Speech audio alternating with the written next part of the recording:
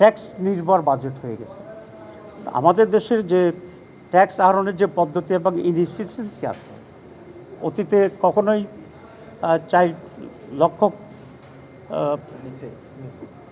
কোটি টাকার যে বিষয়টা ছিল, এটা যে পরিমাণ হয়েছে এই পরিমাণ কাভার করতে পারবে কিনা, হঠাৎ করে এত জায়গায় জাম্প করতে পারবে কিনা, অ্যাডমিনিস্ট্রেশন এবং জনগণকে কীভাবে এটার সাথে অ্যাটাচ করা এবং অ্যাক্টিভ করার যে বিষয়টি আছে, তো এগুলো দেখার বিষয় আছে। যদি মানুষের উপরে অন্যায় জুলুম না করে লিগেল ওয়েতে ট্যাক্স আদায় করে যদি এই টার্গেটে পৌঁছা যায়, ইটস গুড। কিন্তু এইভাবে এটাকে একটু ডিফিকাল্ট হবে বলে আমরা মনে করছি বাস্তবায়নের ক্ষেত্রে। 2 নম্বর যেটা, সেটা হচ্ছে এখানে একটা মৌলিক বিষয় আমাদের বাজেটে মিস হয়ে গেছে। সেটা হচ্ছে এই বাজেট যেটা দেওয়া হয়েছে, এখানে দুর্নীতি না হওয়ার বিষয়টি কিন্তু খুব ইম্পর্ট্যান্ট, এবং কারাপশান রোধ করাটা এখানে খুব বেশি ইম্পর্ট্যান্ট।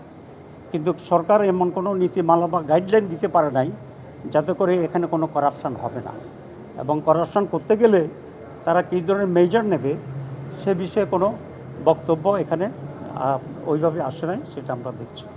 কিছু নিউ ডাইমেনশনকে এখানে নিয়ে আসা হয়েছে, যেসব ব্যাপারে বাংলাদেশের কোনো অভিজ্ঞতা পূর্বে ছিল না। সুতরাং এগুলোর ইমপ্লিমেন্টেশনের ক্রাইটেরিয়া কী হয় সেই বিষয়টিও দেখার আছে আমরা মনে করি।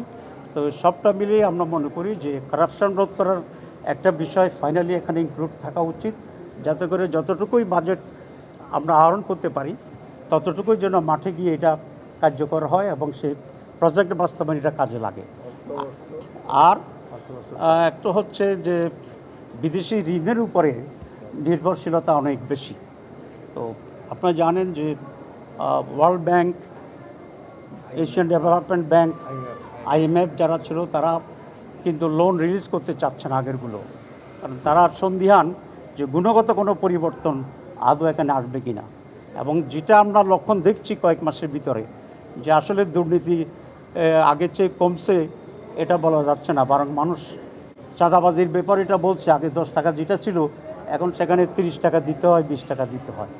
তো এগুলো আর দি মেজর ইস্যু, যে আপনি থিওরিটিক্যালি একটা কিছু বলা আর প্র্যাকটিক্যালি সেটার ইমপ্লিমেন্ট করা, দুটার যে গ্যাপটা আছে এটাকে তারা কীভাবে হ্যান্ডেল করবে সেই বিষয়টা এখানে ইম্পর্টেন্ট। জামাত ইসলামী তার প্রস্তাবনায়, প্রক্সি বাজেটের প্রস্তাবনায় আপনারা দেখে লক্ষ্য করছেন নিশ্চয়ই, যে আমরা ফিসক্যাল ইয়ারটাকে আমরা জানুয়ারি থেকে ক্যালেন্ডার ইয়ারের সাথে সামঞ্জস্য রেখেই আমরা করতে চেয়েছিলাম। ওই তো ক্যালেন্ডার ইয়ারের সাথে আমরা করছি, ফিসক্যাল ইয়ারটাকে ক্যালেন্ডার ইয়ারের সাথে করসপন্ড করার জন্য আমরা এবার নতুন প্রস্তাব দিয়েছি। এর পিছনে 2টা বেসিক কারণ। 1 নম্বর কারণ হচ্ছে যে জুন টু জুলাই করলে আমাদের দেশে এখনও এখানে 2-3 মাস বর্ষাকাল থাকে, আর লাস্টে যখন টাকা খরচ করতে পারে না শেষে এসে কতগুলো ইমপ্লিমেন্ট জবরদস্তি করতে গিয়ে দেখা গেল যে আলটিমেটলি খুব কম টাকাই ডেভেলপমেন্টে খরচ হয়, বাকিটা বৃষ্টিতে ভিজে যায়, আমাদের অপচয় হয় বা দুর্নীতির ভিতরে এটা চলে যায়। জামাত এই জন্যে এইটা ফিসক্যাল ইয়ার আর ক্যালেন্ডার ইয়ারকে একসাথে করেই নতুন টাইমিং করার যে প্রস্তাব দিয়েছে, আমরা মনে করি এটা যথার্থ, এবং এই সরকার সেটাকে গ্রহণ করেই আগামী বাজেটকে আমরা সেভাবে এগিয়ে নিয়ে যাবো বলে আমরা মনে করি। আর বাকি যে দিকটা সেটা হচ্ছে পার্লামেন্টে তো এটা আলোচনা হবেই, আমরাও সেখানে ইনশাল্লাহ পার্টিসিপেট করব, আল্লাহ যদি বাঁচা, তখন পয়েন্ট টু পয়েন্ট অনেক কিছুই আমরা ফাইন্ড আউট করবো এবং সেটা বলবো, নিশ্চয়ই আপনারা সেটা কভার করবেন।